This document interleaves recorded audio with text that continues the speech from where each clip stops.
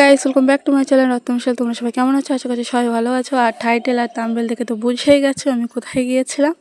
তো চলো ভিডিওটা প্রথম থেকে শুরু করা যাক। তো সেদিন আমি ট্রেন থেকে ব্লগটা শুরু করেছিলাম।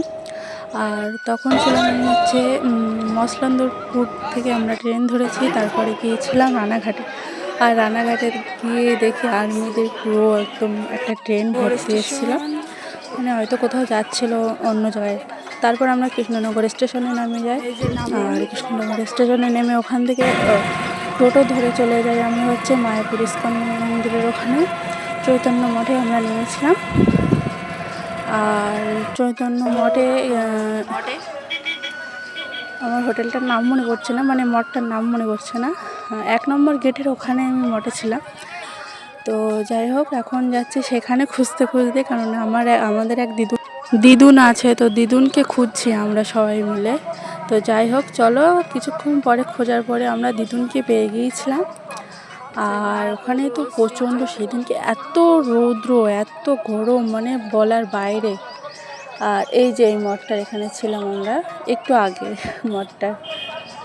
তো তারপর আমরা মঠের ভিতরে চলে যাই আর কি চৈতন্য মঠে। ছিল 2 করোড় 2টো, আর আমরা খাবারের কুপন আনতে যাচ্ছিলাম ভেতরে।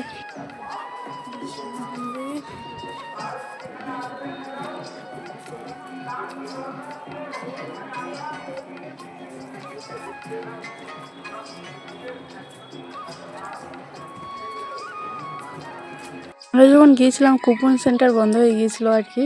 তো ভগবানের কৃপা ছিল আমাদের মাথায়, তো আমরা ওখানে অন্ন পেয়ে গিয়েছিলাম একদম ফ্রিতে। ওই দিদুন ছিল মঠের সাথে যুক্ত, তো তার জন্য। তো সেখানে মহাপ্রসাদ খেয়েছিলাম সেদিনকে। খাওয়ার পরে বিকেলবেলা গিয়েছিলাম আমরা নগর পরিক্রমে, যেখানে হচ্ছে নিতাই হচ্ছে নিতাইয়ের ঘাট আর কি বলে, সেখানে আমরা নগর গিয়েছিলাম। তো প্রথম দেখা হচ্ছে ইস্কন দূর থেকে আমার জীবনে সবচেয়ে বড় একটা ড্রিম ছিল এটা। তো আমি এটা অ্যাচিভ করতে পেরেছি 2026 সালে এসে। তো রাধারানী অনেক অনেক ধন্যবাদ। তো চলো, নগর পরিক্রমার দিনকেও রোদ তো ছিল প্রচণ্ড, দেখতেই পাচ্ছ। আর সেদিনকে এত গরম বলার বাইরে। আর এখানে ভিড় ছিল, আমি তখন গিয়েছিলাম ভিতরে।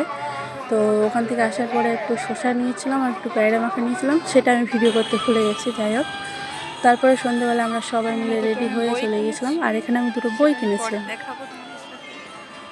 তো এখন যাচ্ছিলাম আমরা সন্ধ্যে আরতি দেখতে আর কি। এগুলো দেখতে আমার মা সবচেয়ে বেশি পছন্দ করে আমার চেয়েও। আমার জীবন সার্থক যে আমি আমার মাকে নিয়ে তীর্থস্থানে যেতে পেরেছি। এর আগেও আমি একটাতে গিয়েছি, সেটা হচ্ছে কালীঘাটে গিয়েছিলাম। আর সেটাও তোমরা হয়তো দেখেছো ভিডিওতে। আর এই হচ্ছে আমার নিজের সবচেয়ে বড় ড্রিম ছিল এটা।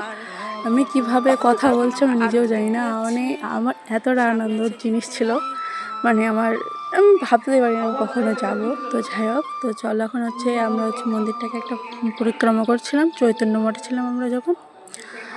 আর এখানে তো দেখতেই পাচ্ছ কত সুন্দর।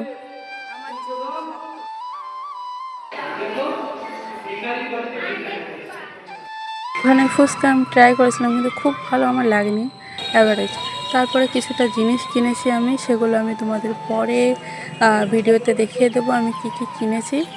আর চলো তোমাদের সাথে আরও কিছু শেয়ার করছি। সেদিনকে রাত্রে নিয়েছিলাম রুটি আর হচ্ছে সবজি তরকারি। আর তারপরের দিন সকালের ভিডিওটা, সেদিন হচ্ছিল ওই চৈতন্য মঠে সকালবেলা আরতি। আর আরতি করার সময় আর মা আমি সবাই ছিলাম সকালবেলা একদম। তখন কটা বাজে, 4:30 বাজে আই থিঙ্ক, আমার যতটা মানে মনে আছে। তারপর পরিক্রমা হচ্ছিলো, জাস্ট ভিড় দেখো। চৈতন্য মঠে যদি এরকম ভিড় হয় তাহলে ভাবো রাধারানীর ওখানে কীরকম ভিড় হয়েছিল। আর এই গাছটা দেখতে খুবই সুন্দর লাগছিল লাইটে, তাই ক্যাপচার করেছিলাম। আর এই যে সেদিনকে হচ্ছে দোল পূর্ণিমার হচ্ছে তোমার সিঙ্গার বলো, রাধারানীকে কত সুন্দর লাগছে। তো তারপরে হচ্ছে আমি বলছিলাম মাকে উপোস থাকবো, কিন্তু মা বলছে বাইরে আছে, ওই জন্য আর থাকতে দেয়নি সেদিনকে।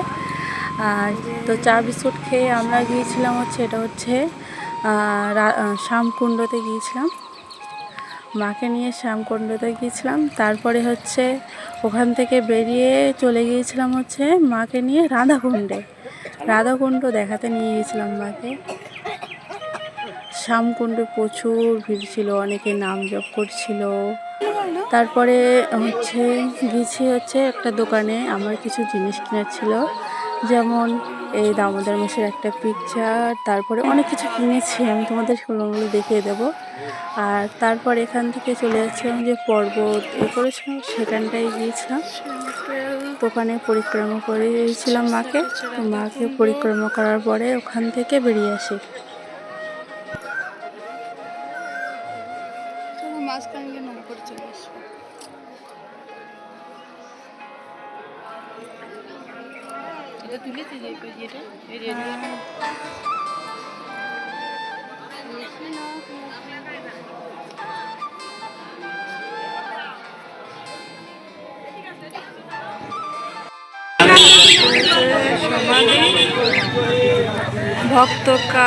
ভক্তচাঁদ কবির সমাধি।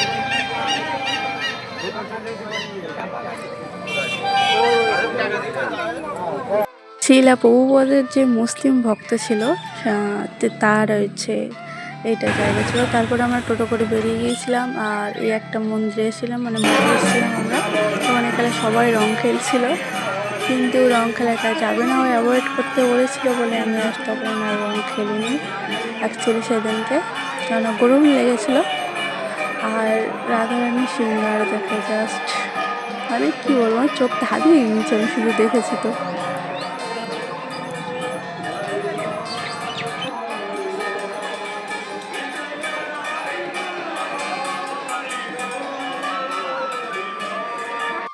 এটা ছিল আমাদের শিলা প্রভুপদের জন্মস্থান। এই যে সেদিনকে ওখানে গিয়েছিলাম আমি। আর তারপরে গিয়েছিলাম শিলা প্রভুপদের স্ত্রী, মানে পুত্র যেখানে ছিল, মানে সন্তান পুত্র ছিল। আর সেদিনকে শিলা প্রভুপদ আর তার স্ত্রী সিঙ্গার ছিল। তো দেখতে কত সুন্দর লাগছিল সেদিনকে, তোমাদের বলে বোঝাতে পারবো না, আমি নিজ চোখে দেখেছি সেদিনকে। যাই হোক, এটা আমার মা জানতো না, হয়তো সাইড ওভার ভয়েস শুনতে পাচ্ছ। তো তারপরে গিয়েছিলাম নরসিংহ মহাদেব মানে মন্দিরে। তো ওখানে মন্দিরে গিয়েছিলাম, তারপরে ওখানে পুজো করছিল। তারপরে বিকেলবেলা আমরা সবাই রেডি হয়ে গিয়েছিলাম ইস্কনে। তো ইস্কন যাওয়ার পথে এই মন্দিরটা পড়েছিল, আমার নাম মনে নেই ঠিক। তো এর ভিতরের জায়গাগুলো আমি তোমাদের শর্ট দেখিয়ে দিচ্ছি, খুবই সুন্দর। আর ভেতরে গৌর নিতাইয়ের জিনিসটা তো মানে বাও, দেখতে পারবো।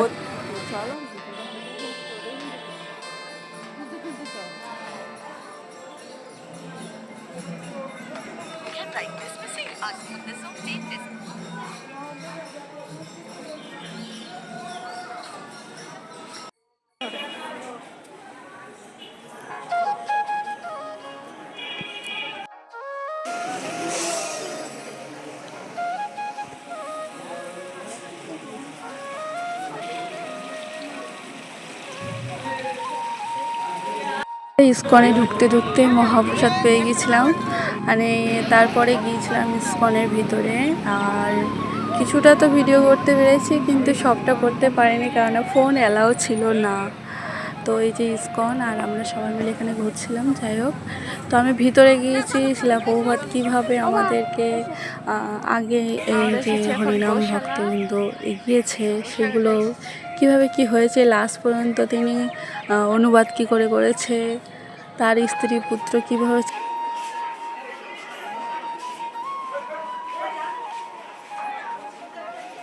গোশালা, ওখানে গিয়েছিলাম। আর তারপরে এখানে ষাঁড় ছিল, গরু ছিল, কত বড় বড়, মিনিমাম 200টা ছিল ওখানে।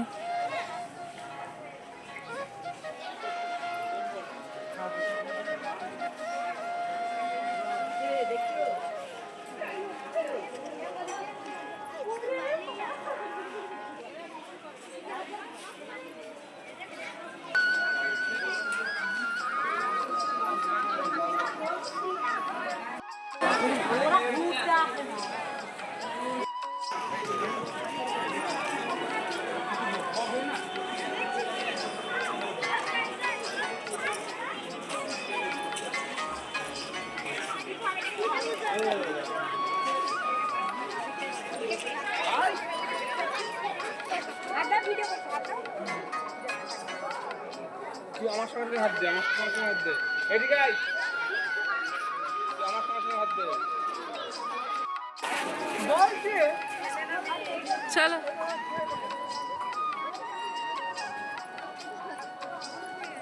ওরা কোথায় গেল?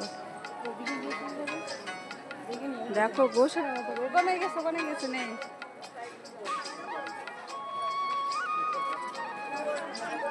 দেখছো কত গোসা।